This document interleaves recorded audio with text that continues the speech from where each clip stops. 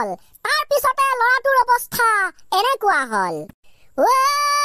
ছাগলী দেখিলে তুলেহে মনত পৰে কুকুৰে খেদিলে বাপেৰে খেদা যে লাগে তই যে মোকে বাটু দিলি বেয়াকে চাবি তোকো ঠগি থৈ যাব বেলেগে শুন পাখৰি হাৰাম জাদি শুন পাখৰি হাৰাম জাদি তোৰে নাম হাৰাম জাদি ঠগি থৈ মোক এৰি গলি ঠগি থৈ মোক এৰি গলি দাদা কি গাইছা তুমি কি গাইছো মই কেসা লাগা ये बताओ बस हो जाएगा अरे दादा আপুনি ফাটাফাটি গাইছে কিন্তু আপোনাক বেয়াকে ঠকিলে চাগে ন তাই হেবুৰ কথা নকবা অতীত অতীত অতীত চলো ধিস ঐ তুমি মোৰ জীৱনৰ মোহনী কুকুৰা ওহাই উমনি এৰি থৈ আহিব কেনুৱাৰা বালকসকল নকবি উমনিও শেষ গৰম বন্ধও শেষ আমি ভাত খালো আজিৰ পৰা স্কুল হল চালু আকৌ হল স্কুলীয়া জীৱনৰ আৰম্ভ পিঠিত বেগ চাইকেল চলাই চলাই গমন ঘেছ ঘেছ ঘেছ পুলিচক দি দিলে কেছ লেঠা খতম সব শেষ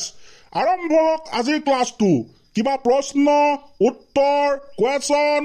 স্যাৰ সদায় ৰাইজৰ প্ৰশ্ন উত্তৰ দিও আজি আমাৰ ৰাইজক আমি এটা প্ৰশ্ন সুধিম কেনেকুৱা প্ৰশ্ন এনেকুৱা স্যাৰ অসমৰে ছোৱালীবোৰ অসমৰে বোৱাৰীবোৰ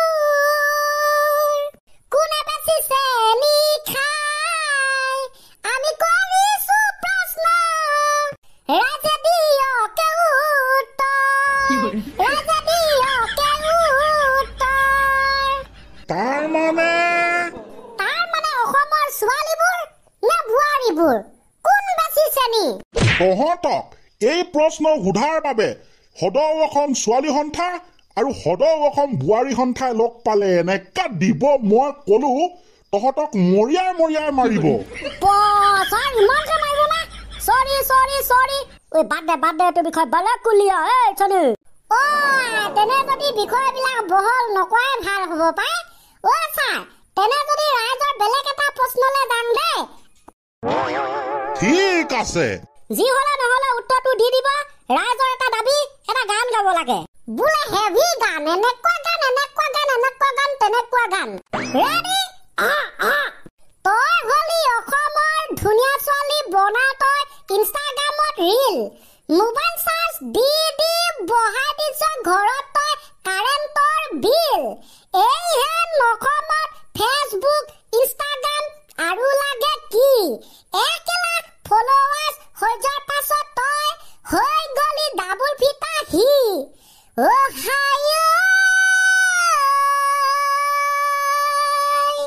ইনষ্টাগ্ৰামত নামটো তোমাৰ লভলি অফিচিয়েল ভনী লভলি অফিচিয়েল ইফালে তোমাৰ বায়ত আছে তুমি মেট্ৰিক ফেল ভনী তুমি মেট্ৰিক ফেল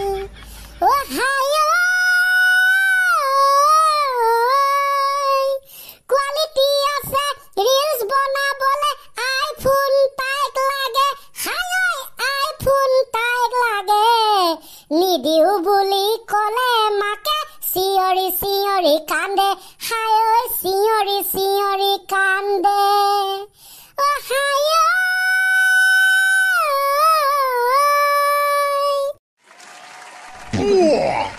মিহি মিহিকে চাপত বৰ বেলেগ দি দিলি সোনাৰ পুত্ৰ তো সঁচানি এচাত বৰ বেলেগ দিছ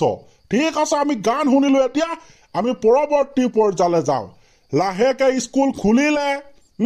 হোমৱৰ্ক চুমৱৰ্ক কৰি আনিব লাগিছিলে আমাৰতো ছাৰ মাজে মাজে ক্লাছ হৈ আছিলে হয় নাই গৰম বন্ধ বুলি ক'বলৈ হ'লে আমি কেইদিনমানহে ছুটি লৈছো আমাৰ তেনেকে হোমৱৰ্ক নাই তহঁতৰ পিছে নাই তো নতুনকৈ আজি খোলা নিচিনা হৈছে তো একো মানে ক্লাছটো কৰিবলৈ আটকে পোৱা নাই আৰু কিবা গান চান কবিতা চবিতা আছে যদি গায়ে দে আৰু তাৰপিছতে সামৰি দিওঁ বাপেকে আজিলে আছে ৰাইজৰ দাবী এটা আছেতো আমাৰ ৰাইজে আকৌ এটা প্ৰশ্ন কৰিছিলে বহুত পুৰণা দিনৰ এটা গান গাব লাগে বহুত পুৰণা দিনৰ গান কি গাবি এটা আছে ছাৰ কমেডি না নকমেডি কমেডি না নকমেডি ছাৰ নকমেডি কমেডি নহয় তেনে যদি মুক্তিখন বন্ধ কৰি ল'লে ভাল হ'ব নি বাৰু গানটো গাওঁতে একো নহয় ছাৰ আমি হাঁহি ভাল পাওঁ গাই আৰম্ভ কৰোঁ সেই যে গানটো আগতে যে আমি শুনিছিলো অসমীৰে চোতালতে সেইটো আৰে ইমান ধুনীয়া গান বঢ়িয়া কোনে এইটো কণ্ঠদান কৰিছে বুলি ভাবিছ এইটো কণ্ঠদান কৰিছিলে মহম্মদ ৰফি ডাঙৰীয়াই দে আৰম্ভ কৰ অ'কে ছাৰ অসমীৰে চোতালতে ইগদালিৰে চেনেহতে মৰমৰ ফাকু খেলে ৰঙতে নাচে পখিলি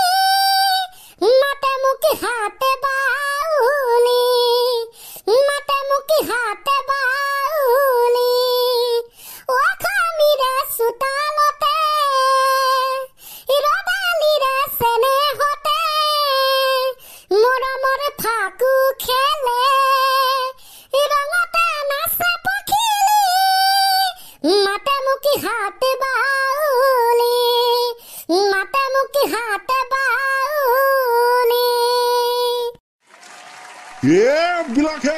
এইবিলাকে গান বঢ়িয়া গান খুব সুন্দৰ হৈছে বহুত ভাল দেই থ্যাংক ইউ সো মাচ ছাৰ গাইছ আপোনালোকৰ কেনেকুৱা লাগিলে কমেণ্ট এটি কৰি দিব আৰু খাচাক ধুনীয়াকে মই কৈছো কোনো নকলে হ'ব বহুত ভাল হৈছে অসমীৰে চোতালতে এইবিলাক গান আজিকালি শুনি নোপোৱা হলো তেন্তে আৰু আজিলে থাকক দে হোমৱৰ্ক আমি বহুত দিন ৰচনা শুনা নাই কাইলৈকে কিবা এটা ৰচনা যদি হৈ যায় আৰু ভাল লাগিব আমাৰো চিন্তা নকৰিব এনেকুৱা এখন ৰচনা লিখিম আপোনাক শুনাম আপুনি মাত্ৰ ক'বলৈহে বাধ্য হ'ব ৱা অলপ বেছি হৈ যোৱা নাই নে আমি ক'লেতো অলপ কমহে হৈছে ছাৰ ইমান খাটা লিখিম মানে এইটো টপিকটো কৈ নিদিওঁ বাৰু এইটো মানে ছাৰপ্ৰাইজ থাকিব ছাৰ হ'ব নাই ই চকে দে তেনে যদি আমি ক্লাছটো আজিলৈ সামৰি দিওঁ আপোনালোকৰ আজি কেনেকুৱা গ'ল ক্লাছ কমেণ্ট কৰিব যিহেতু আজি গৰম বন্ধ দি খুলিছে দেই ছাৰ হ'ব বাই